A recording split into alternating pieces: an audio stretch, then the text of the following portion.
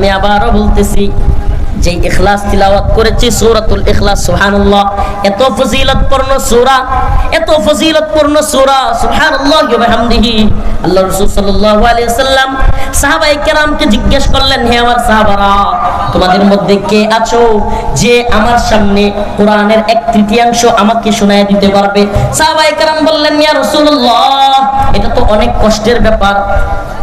আল্লাহ রাসূল বললেন, তোমরা সূরাতুল ইখলাস তিলাওয়াত করো, অবশ্যই এটা কোরআনের 1/3 সমান। সুবহানাল্লাহ। তার মানে 3 বার সূরাতুল ইখলাস যদি কেউ পাঠ করে, পূর্ণ কোরআন খতমের সওয়াব সে পেয়ে যাবে।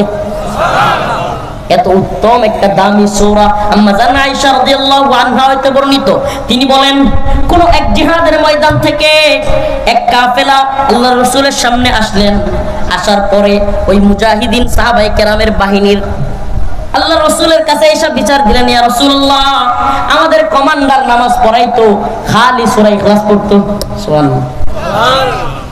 তখন আল্লাহ রাসূল সাল্লাল্লাহু আলাইহি ওয়াসাল্লাম তাদেরকে বললেন, যাও, তাকে তোমরা গিয়ে জিজ্ঞেস করো সে কেন এত সূরা ইখলাস তিলাওয়াত করে। আম্মা জান আয়েশা রাদিয়াল্লাহু আনহা হতে বর্ণিত, যখন ওই সাহাবায়ে কেরাম তাকে গিয়ে জিজ্ঞেস করলো, তখন সেই সাহাবী জবাব দিল, এই সূরার মধ্যে আমার রহমানের গুণগান অনেক বেশি, এই জন্য এই সূরা পড়তে আমার ভালো লাগে।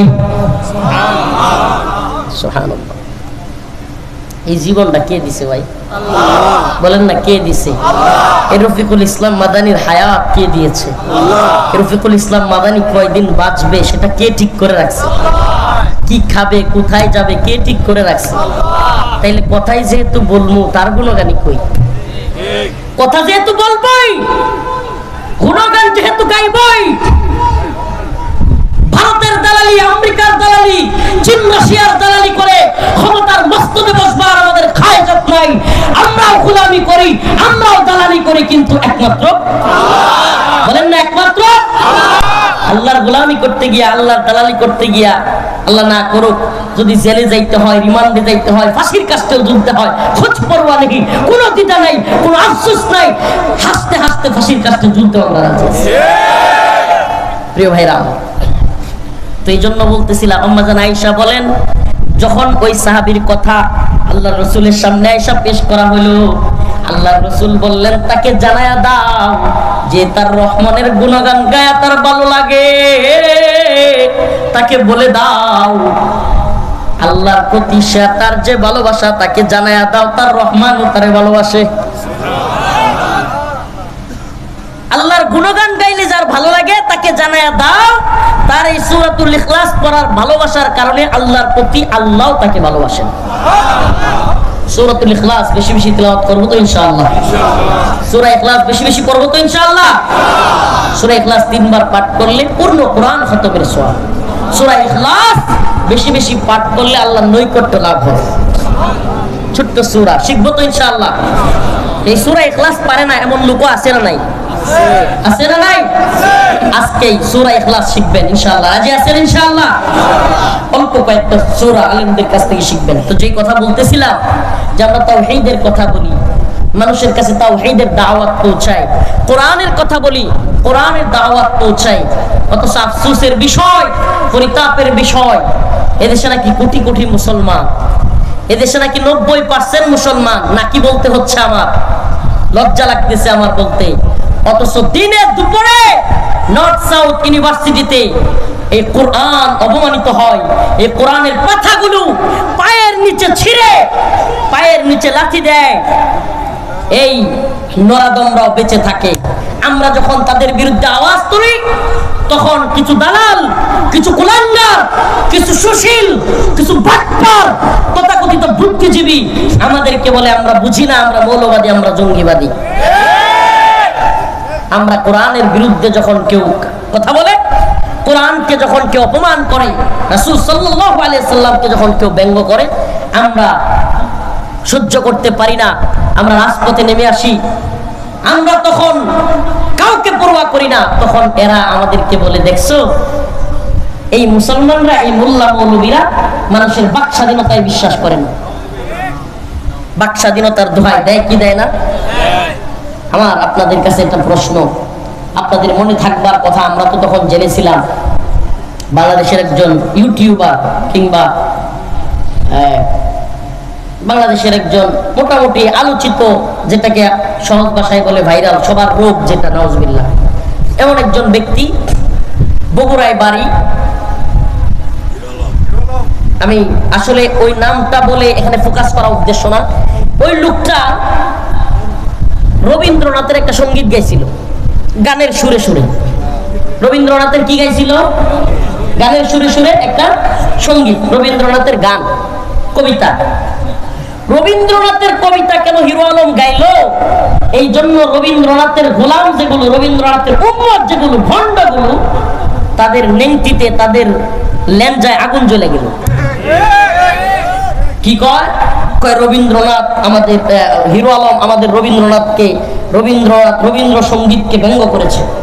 আসলে কিন্তু হিরো আলম ব্যঙ্গ করে নাই, মূলত তার কণ্ঠটাই তো এমন এরকম করে যেমনি পারছে সে বলছে। হিরো আলম রবীন্দ্র সঙ্গীত গেয়েছে, এজন্য তোমাদের রবীন্দ্রনাথের, তোমরা যারা পূজারী, রবীন্দ্রনাথ এই পতিতালয়ের, এই পরকীয়ার হেডমাস্টার, এই পতিতালয়ের হেডমাস্টারের ভক্ত যেগুলো, তোমরা, তোমাদের নেংটিতে, তোমাদের ল্যাঞ্জায় আগুন জ্বলে গেল। হ্যাঁ, হিরো আলম আমাদের রবীন্দ্র সঙ্গীত নিয়ে ব্যঙ্গ করছে, তাকে ধরেন, তাকে কাটেন, তাকে বন্দি করেন। আশ্চর্যের বিষয় হলো, আল্লাহ রসুলের নিয়ে ব্যঙ্গ করলেও এত দ্রুত কাউরে শাসানো হয় না। কোরআন নিয়ে ব্যঙ্গ করলেও কাউরে শাসানো হয় না। কিন্তু হিরো আলম রে বিবি হারুন নিয়া গ্রেফতারের মতো কইরা শাসাইলো, বেটা আর জীবনে কোনোদিন রবীন্দ্রসঙ্গীত গাইবি না। আপনি একবার চিন্তা করেন, হিরো আলম রবীন্দ্রসঙ্গীত গাইলে তাদের গায়ে আগুন জ্বলে। আমাদের জানতে মন চায়, হে পতিতালয়ের দালাল, রবীন্দ্রনাথের দালালেরা, হে এলিট ভাঙ্গু সুশীলরা, হে নাস্তিক সেকুলাররা, তোরা যদি রবীন্দ্রসঙ্গীত বললে গায়ে জ্বলে, আমাদের কোরআনকে যখন ছিঁড়ে ফেলিস, আমাদের কলিজা ছিঁড়ে যায়, আমাদের কোরআন যখন পায়ের নিচে থাকে, মনে চায় তোদের পাগুলো আমরা ছিঁড়ে ফেলি। যখন আমাদের কোরআনের নাম করিস,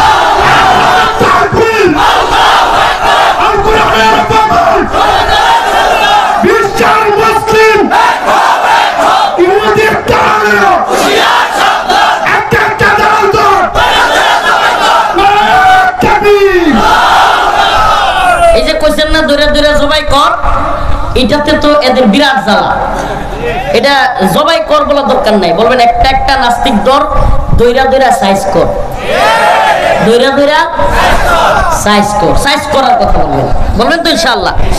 প্রিয় ভাইরা আমার, আমি ওপেন বলি, ওপেন, এই সমস্ত কুলাঙ্গার যেগুলো আমার কোরআন, আমার রবের কোরআন, যে কোরআনের উপর ঈমান আনার কারণে আমি মুসলিম, যে কোরআনের উপর আল্লাহর উপর ঈমান আনার কারণে আমি জান্নাতে যাব, যে কোরআনের কারণে নিজের জীবন উৎসর্গ করব, সেই কোরআনকে আরেকটা কুলাঙ্গার যদি পায়ের নিচে রাখে, ওদের তন্ত্র মন্ত্রের আইন বিচার দেখা শেষ, ওই পাগুলো সিরিয়া তারপরে ল্যাম্পপোস্টের সাথে ঝুলায় রাখবেন। ওপেন বলে দিলাম, ওদের আইন দেখছি, ওদের বাটপারি সিটারি দেখছি। হিরো আলমের সঙ্গীত গাইলে, রবীন্দ্রনাথের সঙ্গীত গাইলে ওদের জ্বলে, কিন্তু আল্লাহর রাসূলকে নিয়ে ব্যঙ্গচিত্র করলে ওদের জ্বলে না। এই তো তোদের সুশীলগিরি, এই তো তোদের বুদ্ধিজীবীগিরি। যদি রাসূলের প্রতি সত্যিকার অর্থে তোদের ভালোবাসা থাকতো, আমারে বাসন থানার গাজীপুরের ওসি গ্রেফতার করার পরে রিমান্ডে ছিলাম, এই লোক বলতেছে, হুজুর আপনারাই খালি রাসূলকে ভালোবাসেন, কিছু হইলেই রাস্তায় নেমে যান, রাসূলকে কেউ কিছু বললেই, আমরা কি ভালোবাসি না? আমি কই হ্যাঁ, আমরা ভালোবাসা রাস্তায় নামি জীবন দেওয়ার লাগিয়া, আর আপনারা ভালোবাসা রাস্তায় নামেন প্রেমিকদের, নবী প্রেমিকদের গুলি করবার লাগিয়া। এইলো আপনাদের ভালোবাসার নমুনা, এইলো আমাদের ভালোবাসার নমুনা। আমরা রাসূলকে যে অবমাননা করছে তার বিরুদ্ধে নামি, আর আপনারা নবী প্রেমিকদের বিরুদ্ধে নামে গুলি করেন। যদি কোনো ব্যক্তি বলেন হুজুর আমরা গুলি করবার পক্ষে না, আমি বলি তাইলে আপনি আমাদের পক্ষে, তাইলে আর কথা পেছায়া দরকার নাই। যদি আপনি বলেন আমি চাকরি করি ঠিক, কিন্তু হুজুর কোনো নবী প্রেমিকরা গুলি করি নাই, কোনোদিন মারি নাই, তাইলে আমি বলি আপনার এই কথা নিয়ে পেছানোর দরকার নেই। আর যদি সিটিং করেন, ওগুলোর লোকে পেঁচাইতে থাকেন, তাইলে আমরা বলবো আমাদের ভালোবাসা আল্লাহ রসুলের প্রতি, রসুলকে যদি কেউ অপমান করে, কোরআনকে যদি কেউ অপমান করে, রসুলের বাণী মান সাব্বা নাবিয়ান ফাকতুলু, সরাসরি তাকে কতল করো।